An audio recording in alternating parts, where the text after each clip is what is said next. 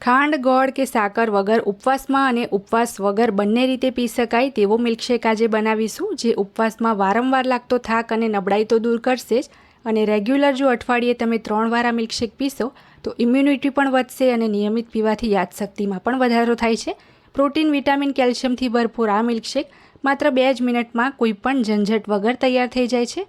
તો ચાલો બનાવવાનું શરૂ કરીએ. તો સૌપ્રથમ એક બ્લેન્ડિંગ જારમાં આપણે 10 નંગ જેટલા આખા કાજુ લઈ લઈશું. ત્યાર પછી એમાં આપણે 6 નંગ જેટલી બદામ લઈશું. 1 ટેબલસ્પૂન એટલે કે 10થી 12 નંગ અહીંયા પિસ્તા ઉમેરીશું. હવે મીઠાશ માટે એમાં આપણે 7થી 8 જે આ રીતના પોચા ખજૂર આવે એ ઉમેરીશું. ખજૂરના અહીંયા મેં બિયા કાઢી લીધા છે અને એક વખત એને થોડા ધોઈને લીધા છે. ત્યાર પછી એમાં આપણે 3 નંગ અંજીર ઉમેરીશું. અંજીરને પણ મેં થોડા ધોઈ લીધા છે. હવે એમાં 2 નંગ ઇલાયચીના દાણા કાઢીને આપણે એડ કરી દઈશું. 1 નંગ જેટલું આપણે પાકું કેળું આ રીતના રફલી તોડીને ઉમેરી દઈશું. મીઠાશ માટે આ મિલ્કશેકમાં આપણે ખજૂર, અંજીર અને પાકું કેળું જ ઉમેર્યું છે, એનાથી સરસ મીઠાશ આવી જશે. કોઈ જાતનું ખાંડ, ગોળ કે એક્સ્ટ્રા સુગરની આપણને જરૂર નહીં પડે. અત્યારે ઉનાળો છે એટલે 2 બરફના ટુકડા ઉમેરીશું. હવે આપણે એમાં ઠંડુ દૂધ ઉમેરવાનું છે. તો અત્યારે મેં 1 કપ જેટલું 250 ml જેટલું દૂધ લીધું છે, એ બસ અડધો જ કપ ઉમેરીએ.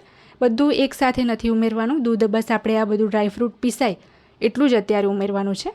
અને બધું જ આપણે હવે સરસ બ્લેન્ડ કરી લઈશું.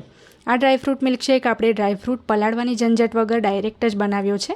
તમે ખજૂર સિવાય બધા જ ડ્રાયફ્રૂટ ગરમ દૂધમાં કે ગરમ પાણીમાં 2-3 કલાક પલાળીને પણ આ મિલ્કશેક તૈયાર કરી શકો છો. પણ એ રીતે પલાળીને બનાવેલા ડ્રાયફ્રૂટનો મિલ્કશેક જે છે એનો સ્વાદ થોડો દબાઈ જાય છે. આ રીતે કાચા જ ડ્રાયફ્રૂટ વાપરી બનાવી જોજો, તમે પીતા રહી જશો એટલો ટેસ્ટી બનશે. તો બધું જ સરસ બ્લેન્ડ થઈ જાય પછી બાકીનું જે હાફ કપ દૂધ હતું એ પણ આપણે આમાં ઉમેરી દઈશું અને ફરીથી એને આપણે સરસ બ્લેન્ડ કરી લઈશું.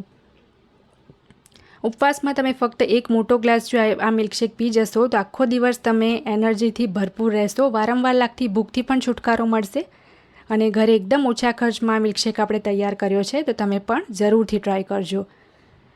તો આ મિલ્કશેકને આપણે સર્વ કરી ઉપરથી બદામ, પિસ્તાથી ગાર્નિશ કરી લઈશું. આજની આ રેસીપી જો તમને ગમી હોય તો મારી ચેનલ રસોઈની રમઝટને સબસ્ક્રાઈબ કરી બેલ આઇકન દબાવવાનું ના ભૂલતા, જેથી મારા દરેક નવા વિડીયોની નોટિફિકેશન તરત જ તમને મળે.